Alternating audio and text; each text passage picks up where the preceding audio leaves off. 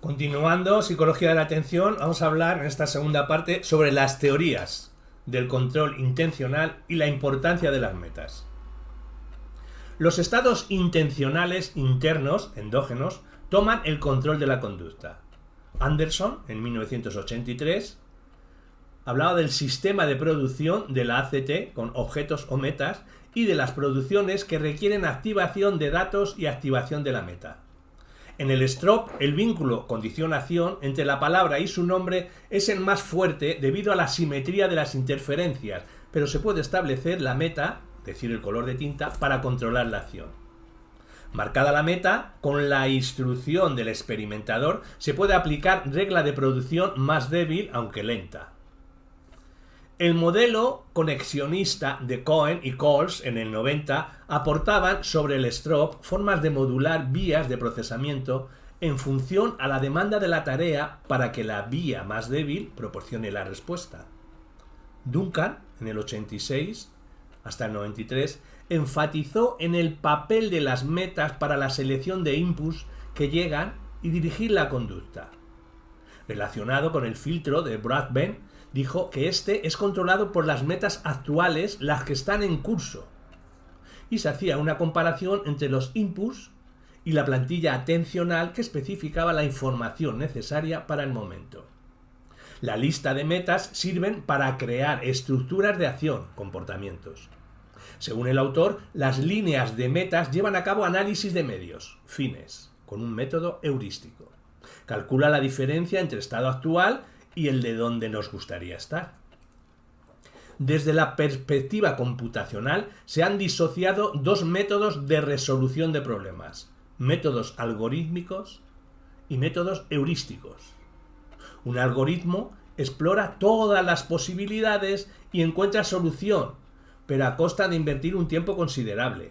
El heurístico explora solo las alternativas mejores, sin garantizar la resolución, pero si la hubiera, se llegaría muy rápido a ella. Había un atajo mental. La teoría de Duncan habla de tres componentes. 1. Almacén de acciones y consecuencias, similar a la memoria de producciones del modelo ACT. 2. Proceso de selección de metas para control de la conducta, análisis de medios, fines. Y 3. Selección de acción para minimizar diferencia entre estado actual y estado meta. Durará mientras haya discrepancia. Una vez conseguido el objetivo, la lista de metas deja de controlar la conducta. Los pacientes con lesiones frontales tienen dificultades para elaborar, mantener y utilizar listas de metas, pues son incapaces de realizar tarea o se distraen con facilidad si no se mantiene la lista. Si esta no existiera, la conducta se volverá incoherente, pues no se inhibirán las acciones irrelevantes. Si la lista sigue rigiendo la conducta una vez llegada a la meta, el comportamiento se repetirá de nuevo y el paciente exhibirá perseverancia. Lo anterior explica el por qué pueden manifestarse perseverantes e incapaces de iniciar acción espontánea. Hablemos del modelo de control voluntario y automático de la conducta de Norman y Schleicher. En el 1986 existían diferentes tareas que necesitaban recursos atencionales deliberados. William James, ya en el 1890, los llamó actos voluntarios. Estos implican un elemento consciente adicional en forma de orden, mandato o consentimiento expreso. También existen los ideomotores en los que no somos conscientes de nada de lo que transcurre en su concepción y su ejecución. Se necesitan recursos atencionales deliberados cuando las tareas 1. Suponían planificar o tomar decisiones. 2. Incluían componentes de resolución de problemas. 3. Se habían aprendido de forma insuficiente o contenían secuencias nuevas. 4. Se consideraban peligrosas o difíciles. Y 5. Requerían superar una respuesta habitual, fuertemente establecida. Por ejemplo, en STROP La acción involuntaria de nombrar palabras se puede suprimir con control deliberado para nombrar color. Existen esquemas de acción que esperan a que se den las condiciones oportunas para activarse. De forma automática sería el esquema de mayor intensidad el que tomaría el control. Existen dos fuentes de activación. Del entorno estimular actuando de abajo a arriba y la que actúa en función de la meta actual, de arriba a abajo. Un importante elemento del modelo de Norman y Shajice sería el dirimidor de conflictos. Este clasifica los esquemas en conflicto mediante inhibición y excitación interactivas, similar al modelo de activación interactiva para el reconocimiento de letras propuesto por McKerland y Rummenigge en el 81. Hay un hilo horizontal de procesamiento lineal y un hilo vertical. El hilo horizontal de procesamiento lineal es el que activan esquemas coincidentes con las condiciones elicitadoras de la memoria. Y el hilo vertical es cuando no existen esquemas previos, una tarea nueva o se necesita cierto control adicional. El sistema atencional supervisor, con las siglas SAS, impone un sesgo arriba-abajo a los esquemas, con lo cual aplica una excitación o inhibición adicional a los esquemas que cambian la probabilidad de selección por parte del mecanismo dirimidor de conflicto.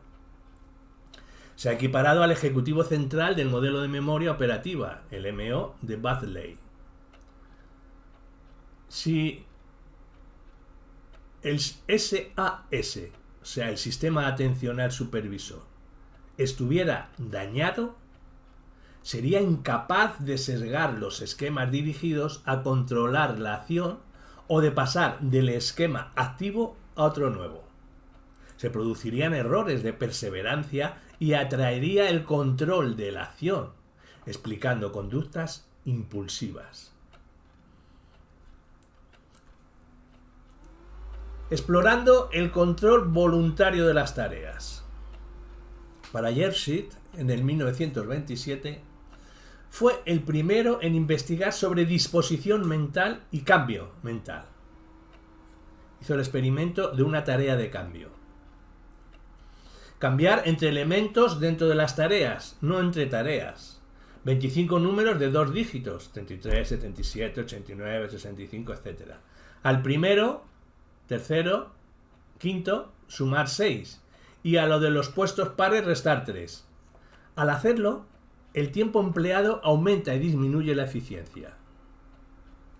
Spector y Bradenman en el 76 hicieron una disposición mental y un cambio mental con un estado actual.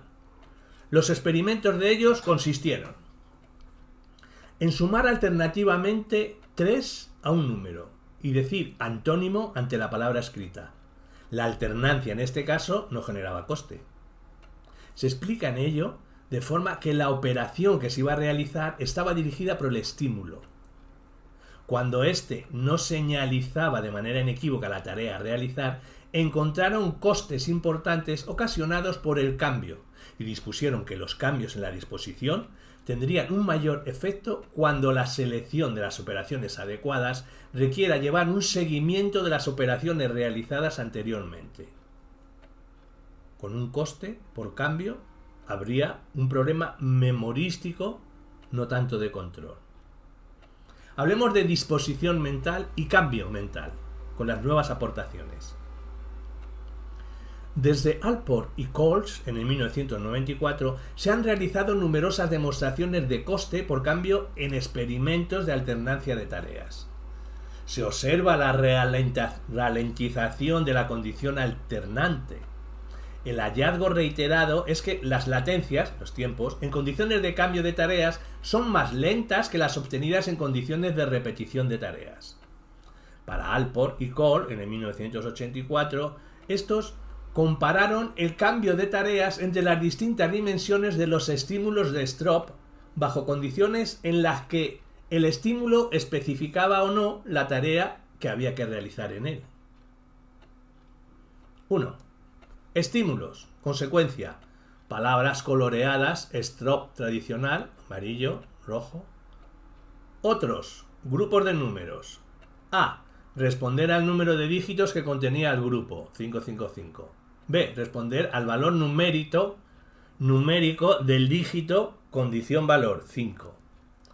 Alterna entre las dos tareas o indican palabra con color incongruente o indican valor del dígito cantidad numérica que forma el grupo. Según la metodología usada, dadas las dos tareas A y B, estudia coste por intercambio y compara la ejecución entre bloques en uniformes y mixtos. Decir un color es más lento que leer la palabra. Decir el grupo es más lento que decir el valor. Si para ejecutar la tarea no dominante es necesario superar interferencia dominante, entonces se hace necesario recurrir a un procesamiento basado en un control ejecutivo. Al alternar entre atributos no dominantes del color de tinta y grupo, se espera sesgo y mayor coste. Tener en cuenta que el coste por cambio no fue superior en condiciones de cambio difícil entre tareas no dominantes que en las condiciones fáciles dominantes. Metodológicamente, destacar que en el experimento de Alport se utilizó, y no en otros, el contrabalanceo en el orden. Utilizaron los mismos individuos para examinar la correspondencia entre respuestas coherentes y su inversión. Utilizaron 3 bloques de ensayos.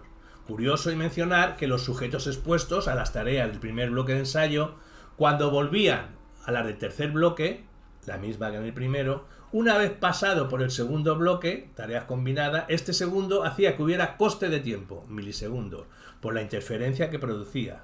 Había un fenómeno de inercia por disposición hacia la tarea, denominado el IDT, fenómeno inercia por disposición a la tarea. Este es el coste por cambio entre tareas que se debe a la consecuencia del tiempo que tarda el sistema de procesamiento de la información en consolidar una única respuesta después de la presentación del siguiente estímulo. Para desentenderse de una tarea es necesario esperar hasta el siguiente estímulo. Por tanto, lo que se podía considerar como un proceso de control es, en realidad, un proceso dirigido por estímulo, la propiedad de los procesos automáticos. Estos experimentos mostraron que lo que se debe considerar como acto de voluntad, realizar primero una tarea y luego otra, no se puede controlar íntegramente desde el interior, sino que depende de la activación exógena, estímulos ambientales. Resumiendo, cuando un estímulo es ambiguo o en la tarea aparece información de tarea competitiva, se produce coste como causa del cambio intencionado de una tarea a otra. Este coste depende del grado de temporalidad, si ha sido recientemente o no. No obstante, aunque el intervalo de tiempo entre las tareas aumente, no desaparece el coste. Alport y Cole interpretaron el coste por cambio como el tiempo necesario para que el conflicto IDT se resolviera después de llegar al siguiente estímulo. Para Roger y Monsell en el 95, la IDT era insuficiente para explicar el fenómeno de cambio en la tarea. Consideraban añadir 2 componentes: proceso endógeno inicial previo a tarea y proceso que se activaba exógenamente al llegar el estímulo relevante para la tarea. Puede parecerse a la IDT de Alport, pero sin dejar de considerar el componente endógeno inicial. Utilizaron para su experimento el paradigma de series alternantes. 2 tareas, A y B, las tareas cambian n veces. No de veces que especifique n. Si fueran 2, pues sería la AABB, AABB. Primer ensayo sería ensayo de cambio y el segundo ensayo de repetición. Utilizó parejas de caracteres, letras, vocales, consonantes, de la A hasta la T, o números impar-par, del 9 hasta el 4. El que fuera el relevante aparecería a derecha o izquierda, para que así el sujeto procesara igualmente el irrelevante al no saber la posición de antemano. Interpretan el coste como el reflejo de tiempo necesario para reconfigurar la disposición hacia la tarea, un proceso que activa y desactiva conexiones entre módulos de procesamiento o que resintoniza las correspondencias entre inputs y outputs previas, de manera que el mismo tipo de input se puede procesar de una manera distinta según las necesidades de la nueva tarea. La anticipación no elimina los costes por cambio. Examinaron también el efecto de interferencia cruzada entre respuestas conflictivas. Establecieron dos condiciones con y sin interferencia. Sin interferencia cruzada y con interferencia cruzada. Sin interferencia cruzada, un carácter irrelevante era no alfanumérico extraído de conjunto neutral. Y con interferencia cruzada. También realizaron unos ensayos congruentes e incongruentes. Estímulos compartían atributos con una tarea competitiva, los ensayos, fueran de cambio o no, se veían perjudicados con respecto a la tarea neutral, un efecto de señalización de tareas. Con una supresión de la tarea total de la correspondencia entre respuestas y estímulos irrelevantes, resultaba imposible para los sujetos, había un efecto de interferencia cruzada, tipo Stroke. La influencia de interferencia entre atributos es inferior a la del efecto de señalización de tarea. Ambos efectos de interferencia apuntan a control de origen exógeno, y el coste de tiempo por el cambio entre tareas podría deberse tanto a componente endógeno como exógeno. Realizaron una activación de esquemas, con una consecuencia de una disposición hacia la tarea desencadenada por un proceso interno para realizar acción correcta. Consideraba que el agente responsable de preparar y de cambiar la tarea que no formara parte de varios sistemas ejecutivos. Tanto los factores exógenos como endógenos se siguen investigando para dar cuenta de los costes de cambio de tarea. Para Rubinstein, Meyer y Evans, en el 2001, ofrecieron la explicación similar a los anteriores, donde consideraban que los costes tenían su origen en un proceso de dos etapas: cambio de meta y activación de reglas. En el cambio de meta había un activo antes de la presentación del estímulo, y en la activación de reglas, esta comienza en la aparición del estímulo. Para Alport y Whaley, en el 2000, estudiaron efectos de priming en cambio de tareas. Hay una asimetría a medir el coste del cambio, pues no todos los cambios producen el mismo coste. Encontraron costes mayores al cambiar a la tarea dominante. Y sugiere esto que quedan residuos inhibitorios de la tarea anterior. Comunicaron efectos de priming procedentes de ítems específicos de la tarea previa. Un estímulo se había asociado a la tarea A y luego se presentaba en un ensayo de cambio de tarea B. Ese estímulo seguía elicitando la tarea A. Monser y Cole, en el 2000, evidenciaron lo contrario.